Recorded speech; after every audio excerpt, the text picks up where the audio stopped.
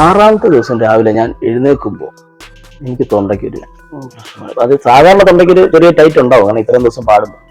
അതാണെന്ന് വിചാരിച്ചു. പക്ഷെ കുറച്ച് കഴിഞ്ഞപ്പോഴത്തേക്ക് ഭയങ്കര പെയിനും വേദനയും കേട്ടു. പെട്ടെന്ന് ഞാൻ ശ്രീകണ്ഠപുരത്ത് എൻ്റെ ഒരു സുഹൃത്തും കൂടെയാണ്, ഗുരുസാനിയനാണ് ഡോക്ടർ.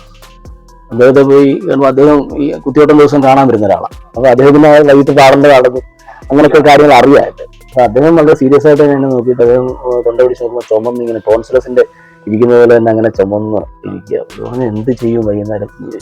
ഈ വിളക്ക് കത്തിച്ച് ഞാൻ കഴിഞ്ഞപ്പോൾ എനിക്ക് സങ്കടം സഹിക്കുകയ്യ. കാരണം അതെന്താണെന്ന് ചോദിച്ചാൽ, നമ്മൾ ഒരു ജന്മം മൊത്തം ഒറ്റയ്ക്ക് പാടുന്ന, കുത്തിയോട്ടം ഒറ്റയ്ക്ക് ഇത്രയും ദിവസം പാടുന്ന ഒരാളെന്നുള്ളത് സാധനം പറഞ്ഞിരിക്കുമ്പോൾ നഷ്ടമാകുമ്പോൾ നമുക്കൊരു സങ്കടമായി. അതൊരു വലിയ ഒരു അഹങ്കാരത്തിലല്ല, നമുക്ക് ഇതിന്റെ അഭിമാനം. അത് നടക്കി വന്നിരുന്നിട്ട് കുറെ നേരം ഇങ്ങനെ നട എനിക്ക് അടക്കുക.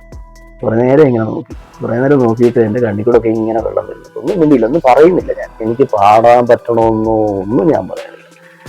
ഞാൻ കരയുക വെച്ചാൽ ഇങ്ങനെ നിൽക്കുക, നോക്കി അങ്ങനെ നിൽക്കുക. അത് ആ ഡോറയിലോട്ട് ഇങ്ങനെ നോക്കി നിൽക്കുക, എന്നാണ് ഇങ്ങനെ നോക്കിക്കുക. ഞാൻ എന്ത് ചെയ്യുന്നറിയോ, എൻ്റെ കയ്യിൽ കർപ്പൂരം ഉണ്ടായിരുന്നു. ഞാൻ ആ കർപ്പൂരം ആ കല്ലേൽ ഇങ്ങനെ വെച്ച് പടിയേൽ വെച്ച് കത്തിച്ചിട്ട് ഞാനിങ്ങനെ ഇങ്ങനെ കുറെ നേരം ഇങ്ങനെ പൊഴുന്നില്ല. ഞാൻ ഇങ്ങനെ നിൽക്കുക. അതങ്ങനെ നിന്ന് കഴിഞ്ഞിട്ട് എനിക്ക് സങ്കടം സഹിക്കുക.